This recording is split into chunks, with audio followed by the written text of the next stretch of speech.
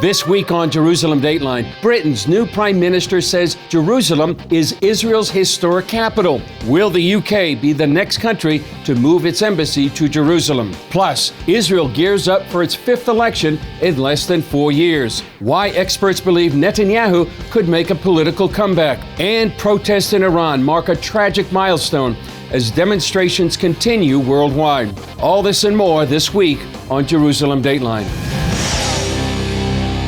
Hello and welcome to this edition of Jerusalem Dateline. I'm Chris Mitchell. Israel and Lebanon have officially signed a U.S.-brokered maritime agreement, ending a more than 10-year dispute over their borders in the Mediterranean Sea. Israel says the historic deal will bolster its security and provide it billions in revenue from natural gas extracted from the sea. Lebanon also hopes the gas revenue will help its failing economy. This is a political achievement. It is not every day that an enemy state recognizes the State of Israel in a written agreement in front of the entire international community. Critics of the deal argue that Israel surrendered its sovereign territory to Lebanon and say it fails to adequately address threats from the Lebanese terror group Hezbollah. Rishi Sunak is now making history as the UK's first Prime Minister of color and the first Hindu to hold a top political office.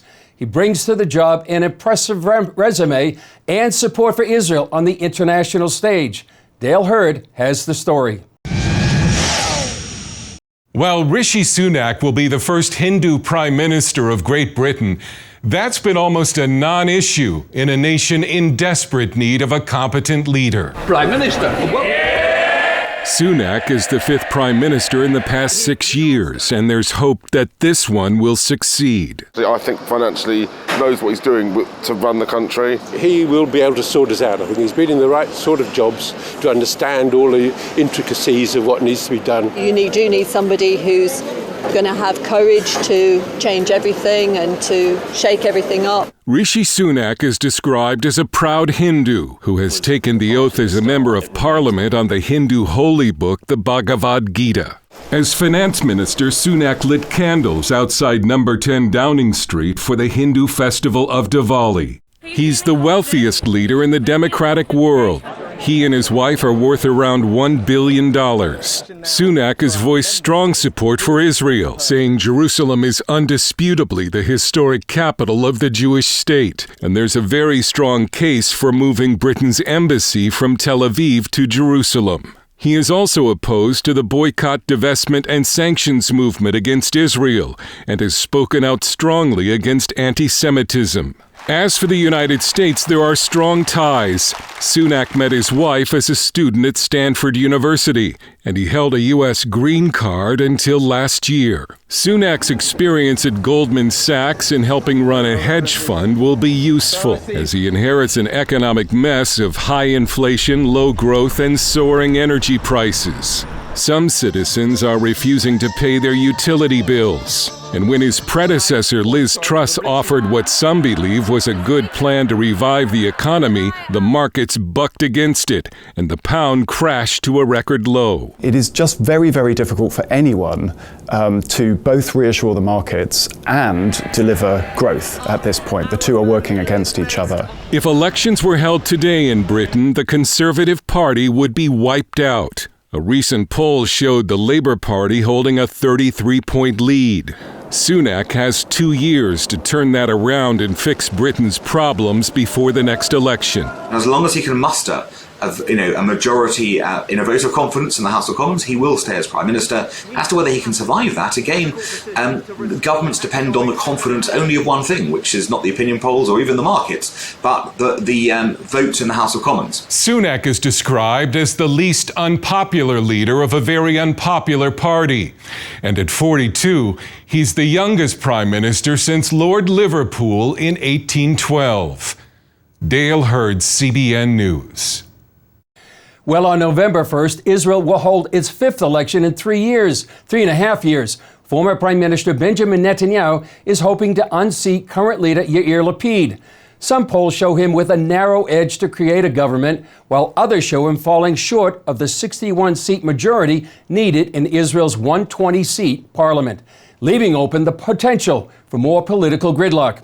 Here's an interview I did with Middle East correspondent Julie Stahl and CBN News senior editor John Wagi about what this election means for Israel.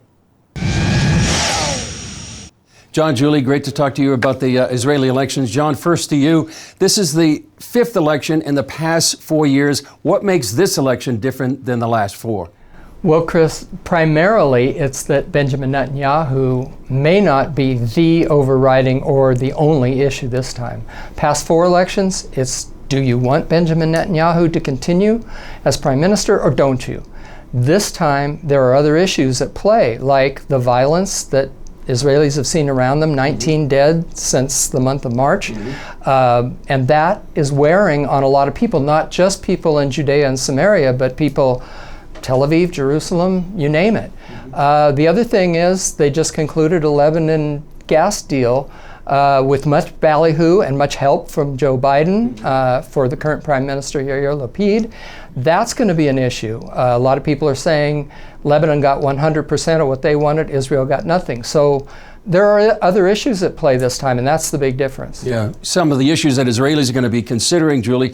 What do you think the mood is among Israelis? Do they feel like this is going to be more political gridlock and maybe the sixth election in the next several months? What do you think they're feeling? Yeah, I think Israelis are pretty tired of going to the polling booths. They're also a bit disgusted at the amount of money that's been wasted.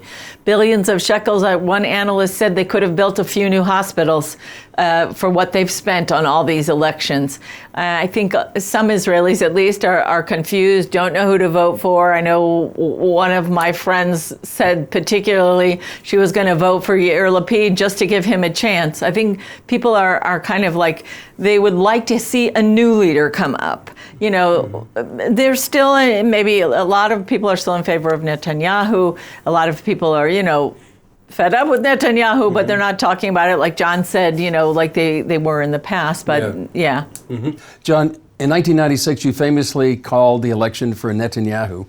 People went to bed thinking it was going to be Shimon Peres, and they woke up and it was Benjamin Netanyahu. Do you think he can make a comeback, this political comeback? He's now the opposition leader. Can he come back to be prime minister? I absolutely think he can. Every poll that I've seen gives him with 60, 61, 62 seats. 61 is the magic number. So he certainly can. He's only one seat away even from the last four polls, which show him falling just short. So yes, he can. The question is going to come down to turnout and how many Arabs turn out, how many Netanyahu supporters within Likud turn out, how many angry residents of Judea and Samaria who feel somewhat dissed by the current government, how many of them turn up, and how big his coalition is with the religious parties. Julie, speaking of the religious parties, you met with many of them just recently. You interviewed some of them. Why are they so key to a Netanyahu coalition? They are basically his partners. And yeah, you know, you have the religious Zionists, which is a big block. That one has really gained a lot.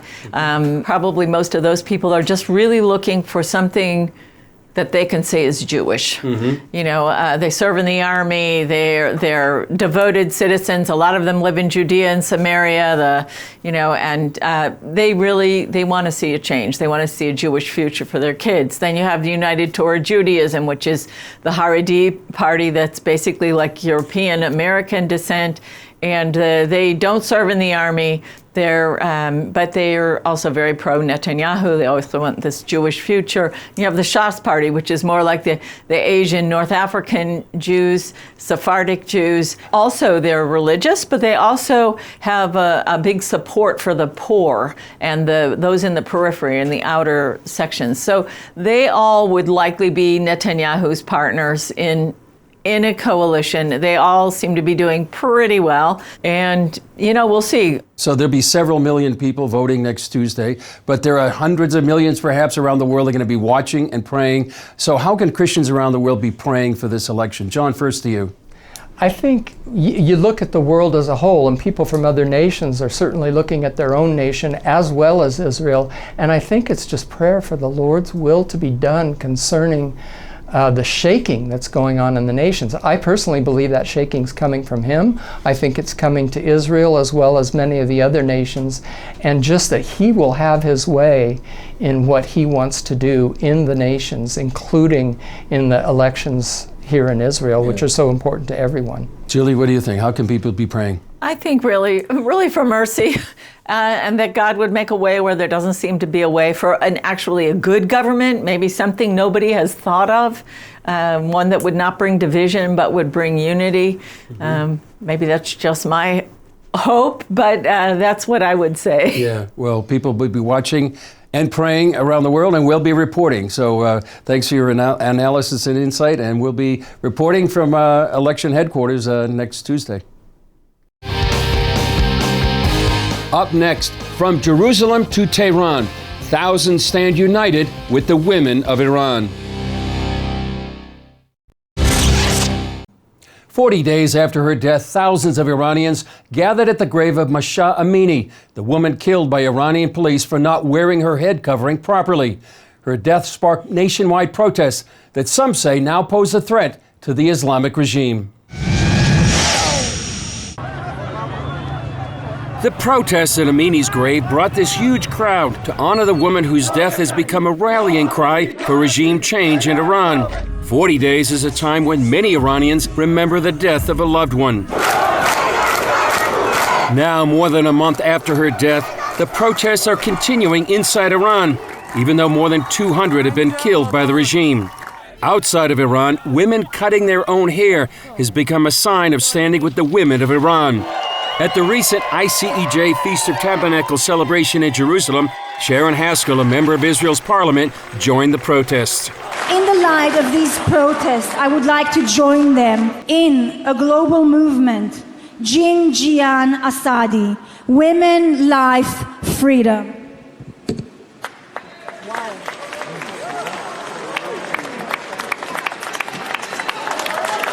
CBN News spoke with Haskell after her address. Just watching the Iranian women and children in the last few days and how brave they are, risking their own lives to march down the streets, to ask for their freedom, to try and fight for their own future is really heart-wrenching. But this is a chance in history for the rest of the world to stand by the Iranian people, to help them. Haskell said the gathering with 70 nations represented was a unique opportunity. What we have here outside are 2,000 Christian believers that thing can touch their heart. They are the one who can make that difference. They are the one who have the power to influence their government to make that change for those little girls. And that's the most important thing at the moment.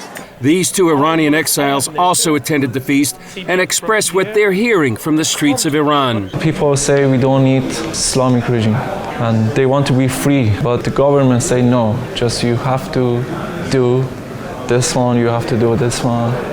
Yeah, and then that's why they kill people daily. Iranians have protested before, but Saeed says this time it's not the same. This time is very different.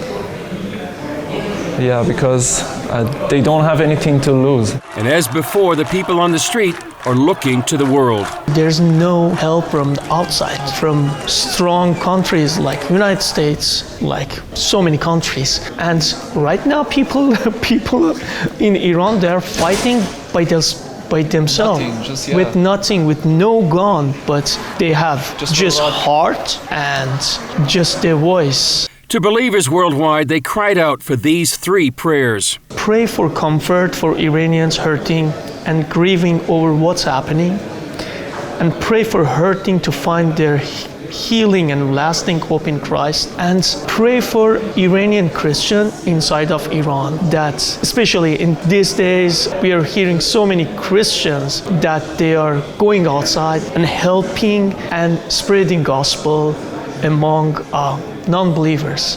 And if you can just pray these 3 points, that would be perfect. Thank you. Coming up, a major new project could put Saudi Arabia's hidden biblical history at risk. Saudi Arabia is planning one of the most ambitious projects in history. It's a 160-mile-long, ultra-modern settlement in the middle of its remote northern desert. But this Saudi mega city may threaten some ancient biblical sites. Chuck Holton brings us the story. For now, the northwest corner of Saudi Arabia is home to more camels than people. That would certainly change if Crown Prince Salman's ambitious plans come to fruition. The heir to the Saudi throne recently announced this region as the site of his new $500 billion megacity called Noul.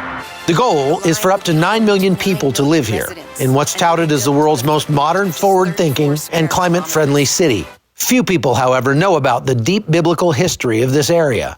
Those who do wonder if the megaproject would help or harm the region's historic value. Andrew Jones has studied biblical archaeology for more than a decade. CBN followed him on a week-long adventure to some fascinating biblical sites. Jones believes Mount Sinai is actually located here, very close to the proposed site of the new Saudi megacity. So the biggest issue is that Moses, when he was taking care of Jethro's flocks, now that was his father-in-law, and when he had fled Egypt, he lived in the land of Midian. And the land of Midian is in north of Saudi Arabia. There is no archaeological evidence for Midian in the Sinai Peninsula.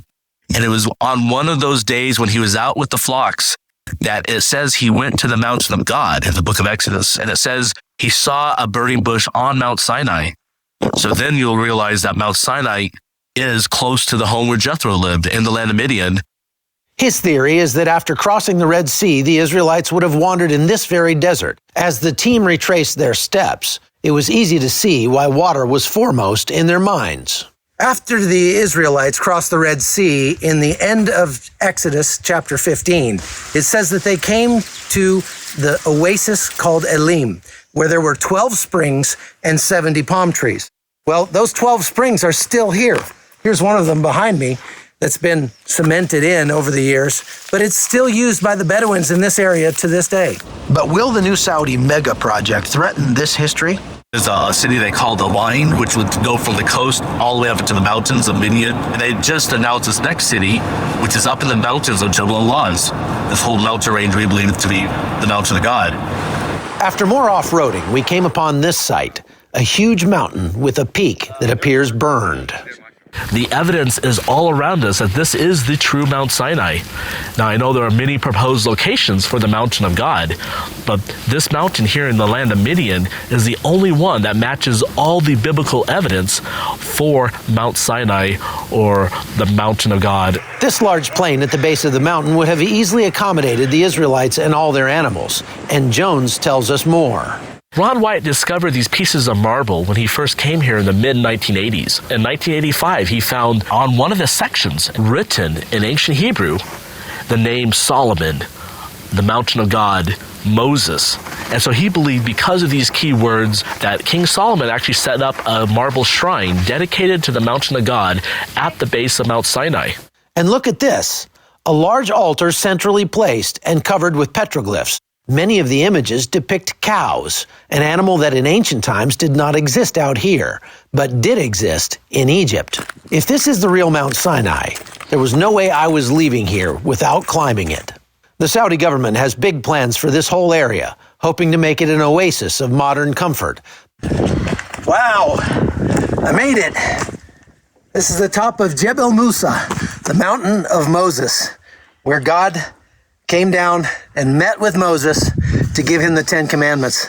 What a hike. What a sight. It took about 2.5 hours to get up here, and it was almost 3 miles from where we parked the car, but it was worth every step. And you know, I don't think we'll ever be able to say definitively whether or not this is the actual spot where Moses met with God, but I guess that's just where faith comes in.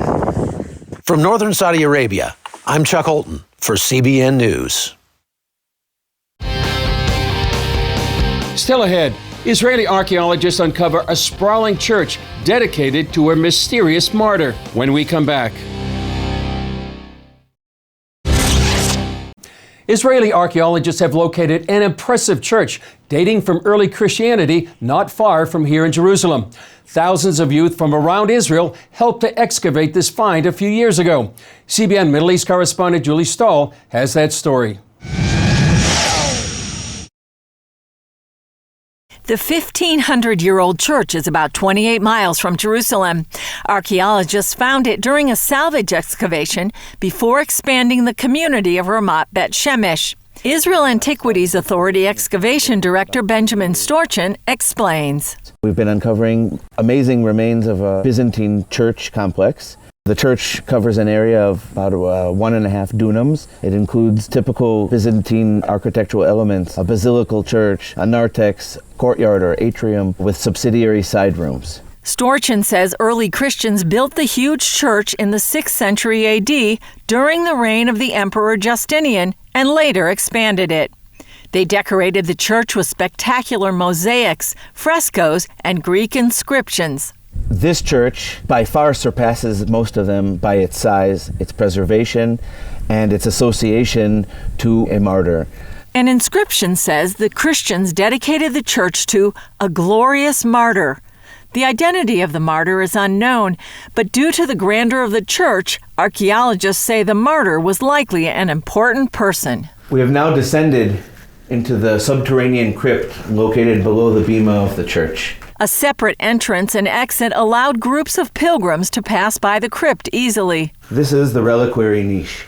You have to reconstruct here that there would have been a marble chancel screen to mark off the sanctified area from the assembly hall, and here would have been placed the relics that were kept in the church. Some 5,000 youth from around Israel excavated the site. It's super fun. I really like working with my hands, and when we come here, the whole group, we really get to bond. We get to see stuff that we wouldn't get a chance to see if it weren't for here. While excavating here, we found something like 300 clay oil lamps that are dated to the Abbasid period. Artifacts from the excavation are on display at the Bible Lands Museum in Jerusalem. Julie Stahl, CBN News, Jerusalem. Well, that's all for this edition of Jerusalem Dateline. Thanks for joining us. I'm Chris Mitchell. We'll see you next time on Jerusalem Dateline.